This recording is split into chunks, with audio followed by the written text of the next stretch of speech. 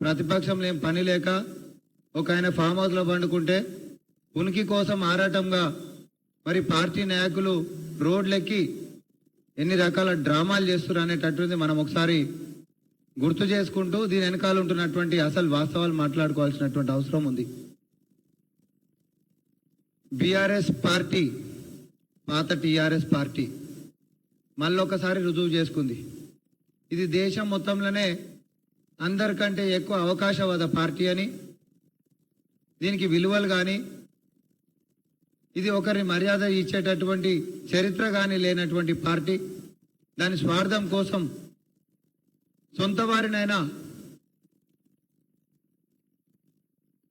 ప్రేరేపించి ఆత్మహత్యలకు పూలుగొల్పినటువంటి చరిత్ర ఉన్న పార్టీ ఈరోజు మళ్ళా అదే అధికారం కోల్పోయిన తర్వాత ఒక పార్టీ నాయకుడికి పదవి కోసం ఇంకో ఎమ్మెల్యేని ఉసిగొల్పి సొంత పార్టీ పిఏసీ చైర్మన్ వచ్చినటువంటి ఇంకొక ఎమ్మెల్యే పైన ప్రాంతీయత విద్వేషాన్ని రగిల్చే కుట్ర చేసినటువంటి దాన్ని కూడా మనందరం చూసినాం. బీఆర్ఎస్ పార్టీ ఎమ్మెల్యేల మధ్యలో వ్యక్తిగతంగా జరుగుతున్నటువంటి విషయాన్ని కాంగ్రెస్ పార్టీకి ఆపాదించడం, ఆ పార్టీ కొంచెమన్నా సిగ్గుండాలని చెప్తున్నాం. మీకు బాగా ఎక్కువై హరీష్ రావు గారికి పదవి రాలేదనే అక్కసుతోటి పాడి కౌశిక్ రెడ్డిని రెచ్చగొట్టిపిచ్చి అరకపూడి గాంధీ గారి మీద మరి ప్రాంతేతరుడు అని చెప్పి బతకనికే వచ్చినావని చెప్పి ఆంధ్రోనివని చెప్పి ఇష్టం వచ్చినట్టు నోటికి వచ్చినట్టు మాట్లాడిపించి విద్వేషానికి దారి చూపించి ఏదో తెలంగాణ సమాజంలో మళ్ళీ ఆంధ్ర తెలంగాణ అనేటటువంటి విష ప్రచారానికి పునాదులు వేసేటటువంటి ప్రయత్నం హరీష్ రావు గారు చేసిండ్రు. దానికి ఇంకొంచెం ఆజ్యం పోయాలి కాబట్టి పోలీస్ స్టేషన్ల అక్కడ హైడ్రామా, వేలాది మందిని తరలి రావాలని, ఏదో కొంపలు మునిగిపోతున్నట్టు, వీళ్ళ బతుకులేవో తెల్లారిపోతున్నట్టు, వీళ్ళకేదో అన్యాయం జరిగిపోతున్నట్టు. ఎవరి పంచాయతీ? మీ ఇంట్లో పంచాయతీ, మీ ఎమ్మెల్యేల మధ్యలో పంచాయతీ, మీకు పదవి కోసం పంచాయతీ. మీరు తనుకున్నటువంటి విషయంలో ఆంధ్ర తెలంగాణ అనేటటువంటిది మీ లోపట ఉంటున్నటువంటి అక్కసుని హరీష్ రావు గారు బయట పెట్టిండు పాడి కౌశిక్ రెడ్డి గారి యొక్క తీరుతోటి.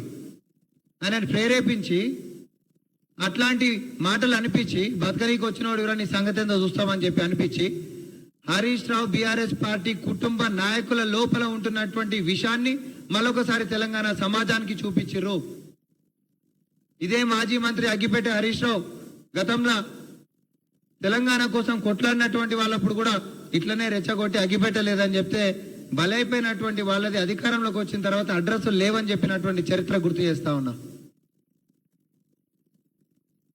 కడుపు పట్టుకొని పొట్టకోటి కోసం ఈ రాష్ట్రానికి వస్తే కడుపులో పెట్టుకొని చూసుకోనికే తెలంగాణ సమాజం ఎప్పుడు సిద్ధంగానే ఉంటది.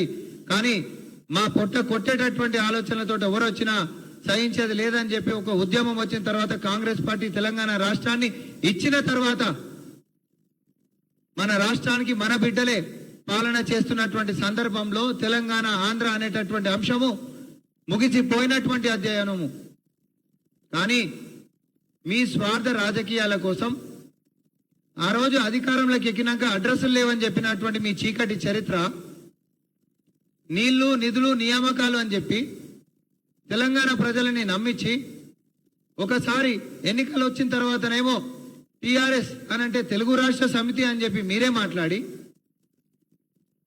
అభివృద్ధి ఏదే అనంటే కూలిపోయిన ప్రాజెక్టులు చూపించుకుంటా, నియామకాలు ఏమైనా అంటే కొర్రీలు పడ్డటువంటి కోర్టు కేసులు చూపించుకుంటా, నిధులు ఏమైనా అనంటే 7 లక్షల కోట్ల అప్పులు చూపించుకుంటా ఈ రాష్ట్రాన్ని దక్కాయిట్లు కొల్లగొట్టినటువంటి మీ చీకటి చరిత్ర తెలంగాణ సమాజానికి నచ్చకనే మిమ్మల్ని ఓడగొట్టిర్రు. తర్వాత కూడా మీ యొక్క బుద్ధి మారక పేట్రేగుతున్నటువంటి మీ యొక్క విధానాలని నచ్చక డకాయిట్ టీంని పార్లమెంట్ ఎన్నికల్లో డకౌట్ చేసిర్రు. అయినా కూడా మీ బుద్ధి మారతలేదు. విధ్వంస రాజకీయాలు తెరలేపాలనేటటువంటి మీ యొక్క కుట్రపూరితమైనటువంటి విషయాలు ఏవైతే ఉన్నాయో తెలంగాణ ప్రజలు మెచ్చేటటువంటివి కావు. మిమ్మల్ని అప్పుడు పార్లమెంట్ ఎన్నికలలో డకౌట్ చేసిర్రు, కానీ మిమ్మల్ని భవిష్యత్తులో టోటల్ గా రిటైర్ చేయబోతున్నారు. మళ్ళీ చెప్తా ఉన్నాం, ఇక్కడ కాంగ్రెస్ పార్టీ ప్రజాపాలన ఈరోజు యంత్రాంగాన్ని ప్రజలు మొత్తం మెచ్చేటట్టుగా ఒక పక్క సంక్షేమాలని ఇంకొక పక్క అభివృద్ధిని ప్రపంచమే ఈరోజు తెరిచి చూసేటట్టుగా ఏమన్నా జరిగిందా అండి చరిత్రలో? ఏ రాష్ట్రంలో చరిత్ర చూపిస్తారా?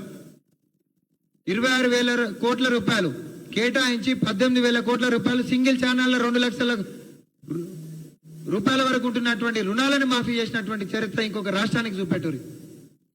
మీ బతుకులకి 25,000 రూపాయలు ఉంటున్నటువంటి అప్పులు కూడా మాఫీ చేయనటువంటి చరిత్ర ఉంది. ఒక ప్రాజెక్టులు కడితే గట్టిగా నిలబడలేనటువంటి చరిత్ర ఉంది. ఒక కొలువులు ఇయ్యలేనటువంటి చరిత్ర మీకుంది.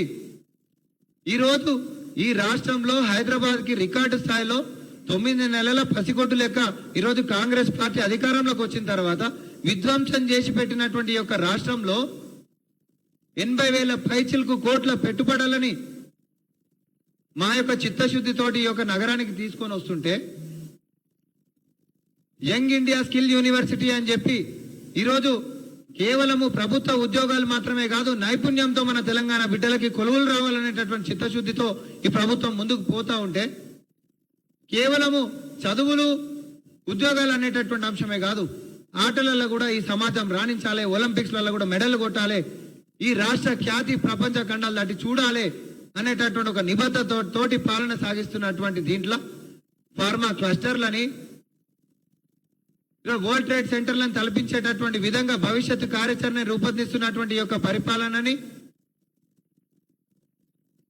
ప్రకృతిని కాపాడుకోవాలి, మన చెరువులు, మన కుంటలు, మన నాలాలు భవిష్యత్తు తరాలకు ప్రకృతిని మనం అందించాలి అని ఒక విప్లవాత్మకమైనటువంటి హైడ్రా లాంటి పథకాలను తీసుకొని వచ్చి అక్రమ కట్టడాలని కూలుస్తుంటే, అభివృద్ధి పదం ఇట్లుంటే సంక్షేమాలకి మీ ముఖాలకి 10 సంవత్సరాలలో ఒక మహిళకు ఒక ఉచిత టికెట్ ఇచ్చిన బతుకులేనామి?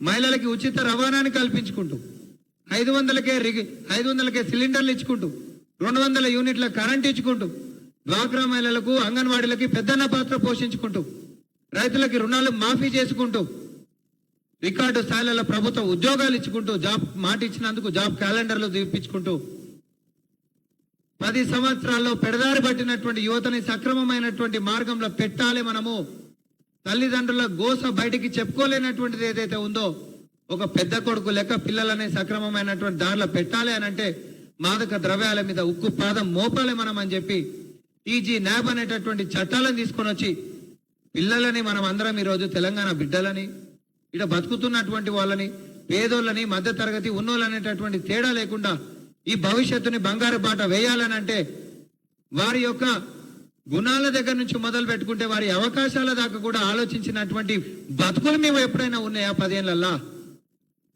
ప్రజాపాలనలో ప్రజల ముఖ్యమంత్రి రేవంత్ రెడ్డి గారు వచ్చిన తర్వాత మాదక ద్రవ్యాల మీద ఉక్కుపాదం మోపి మేము ఈరోజు పిల్లల్ని కాపాడేటటువంటి ప్రయత్నం మనం చేస్తుంటే, దాన్ని సర్వసభ్య సమాజం స్వాగతిస్తుంటే, మీరు ఈరోజు మళ్ళా మన ఉనికి కావాలని అంటే వెనకటికేమో పెట్రోల్ పోపించుకొని తగలబెట్టించినటువంటి చరిత్ర ఉన్న వాళ్ళు మీరు ఈరోజు మళ్ళా విద్వేషాల కోసం లక్షలాదిగా తరలండి, వేలాదిగా తరలండి. నేను గాంధీ తాత మీరే న్యాయం కోసం కొట్లాడుతారో? మీ బతుకులకు ఏమైనా ఏ రోజైనా ప్రజలకు చేసినటువంటి చరిత్ర మీకు ఇటేమైనా ఉందా?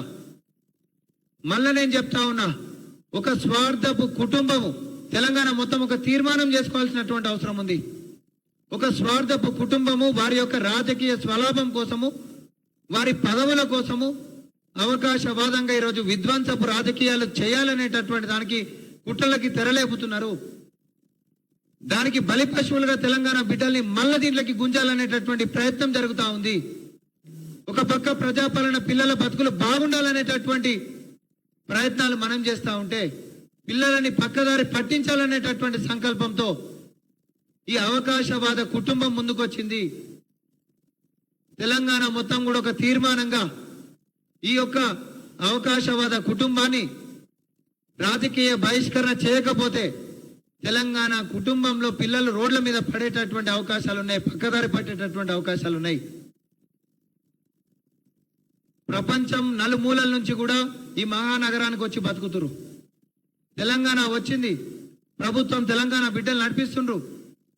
బేసిన్లు లేవు, బేసజాలాలు లేవు, రాయలసీమని రతనాల సీమని చేస్తాం, కృష్ణా గోదావరి నదులను కల్పిస్తాం, తెలుగు రాష్ట్ర సమితిలు అవుతున్నాయి. ఎవరైనా ఆంధ్రలో జోలిపోతే ఊకోం, ఎన్నికల కంటే ముంగట మాట్లాడేటటువంటి మాట. అదే నీకు పదవి వస్తలేదు అనగానే మాత్రం ఆంధ్రోడా బతుకొచ్చినోడా అని చెప్పి ఈరోజు